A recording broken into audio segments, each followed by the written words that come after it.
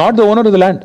కానీ ఆ ల్యాండ్ను టీజీఐఏసి, ఇక్కడ నేను ఊరికనేది మాట్లాడట్లేదు, this is the stamps and registrations department statement of encumbrance. ఏదైతే రేవంత్ రెడ్డి గారి ప్రభుత్వం ఈ భూములు తనకి కాకపోయినప్పటికీ ఏదైతే టీజీఐఏసి ఆ బీకన్ అనే కంపెనీకి రాసిచ్చేసిందో దానికి సంబంధించిన వివరాలు, ఈసీ ఎన్కంబరెన్స్ మీరు కూడా దొరుకుతుంది, ఆన్లైన్ వెతికితే మీకు కూడా వెంటనే దొరుకుతుంది. తనది కాదు భూమి, కేవలం జీవో ఉంది తప్ప ఈరోజు వరకు సేల్ డీడ్ కాలేదు, మ్యూటేషన్ కాలేదు. అయినా తనది కాని భూమిని తాకట్టు పెట్టి టీజీఐఏసి ముఖ్యమంత్రి గారు అదేదో వారెవరో బ్రోకర్ సంస్థ చెప్పిందని పట్టుకొని పెట్టేసినారు. పెట్టేస్తే జనరల్గా ఏమవుతుంది, లోన్ ప్రాసెస్ స్టార్ట్ అయ్యేటప్పుడు 3-4 విషయాలు చూసుకుంటారు. ఏ బ్యాంక్ అయినా కూడా ఏం చూస్తారు, మార్కెట్ వాల్యూ ఎంత, రిజిస్ట్రేషన్ వాల్యూ ఎంత, ఇది ఒకవేళ నేను లోన్ ఇస్తే మళ్ళీ తిరిగి నాకు పైసలు వస్తాయా, ఇవన్నీ చూసుకొనే ఇస్తారు.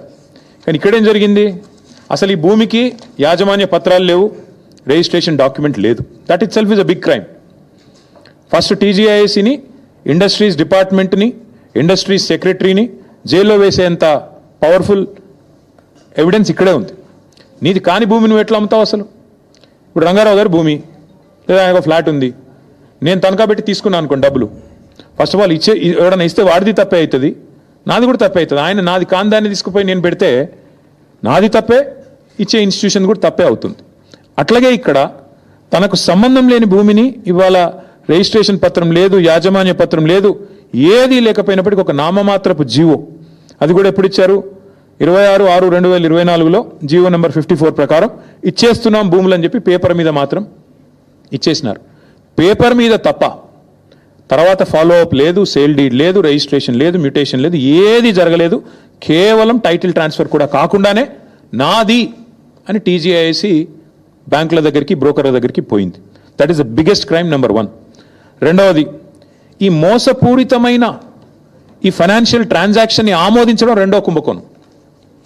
అసలు సరే వీళ్ళు తప్పు చేస్తున్నారు, టీజీఐఏసి వాళ్ళు నాది కాని భూమి పెడుతున్నారు, ఇచ్చేవాడికన్నా బుద్ధి ఉండాలిగా, చూసుకోవాలి కదా, డ్యూ డిలిజెన్స్ చేయాలి కదా. కానీ ఆగమేఘాల మీద అసలు టైటిల్ చూడకుండా, ఓనర్షిప్ ఉందా లేదా చూడకుండా, ఈ మధ్యలో కూడా బ్రోకర్ ట్రస్ట్ అనేవాడు చెప్పాడు కాబట్టి బీకన్ అనే వాడికి ట్రాన్స్ఫర్ చేస్తూ టీఎస్ఐసి రాసిచ్చింది, వాళ్ళు తీసుకున్నారు. ఐసిఐసిఐ బ్యాంకు 10,000 కోట్లకు ఇచ్చేశారు. ఇక్కడ ఇంకా విచిత్రం ఏంటంటే, ఈరోజు రిజిస్ట్రేషన్ డిపార్ట్మెంట్ ప్రకారం, స్టాంప్స్ అండ్ రిజిస్ట్రేషన్స్ డిపార్ట్మెంట్ ప్రకారం ఆ ఏరియాలో కంచే గచ్చిబౌలి ఏరియాలో గజం విలువ 26,900.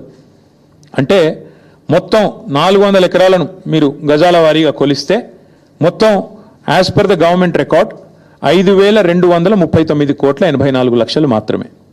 కానీ గవర్నమెంట్ ఏం చేసింది, 5,239 కోట్ల విలువైన భూమి అని ఒకవైపు స్టాంప్స్ అండ్ రిజిస్ట్రేషన్ డిపార్ట్మెంట్ చెప్తుంటే, కాదు ఇది 30,000 కోట్ల విలువైన భూమి అని చెప్పి రెవెన్యూ డిపార్ట్మెంట్ వాళ్ళు, ఏ రెవెన్యూ డిపార్ట్మెంట్ కిందనైతే స్టాంప్స్ అండ్ రిజిస్ట్రేషన్స్ పనిచేస్తుందో అదే రెవెన్యూ డిపార్ట్మెంట్ వాళ్ళు know this is valued at 75 crores per acre అని చెప్పి దానికి కోకాపేటలో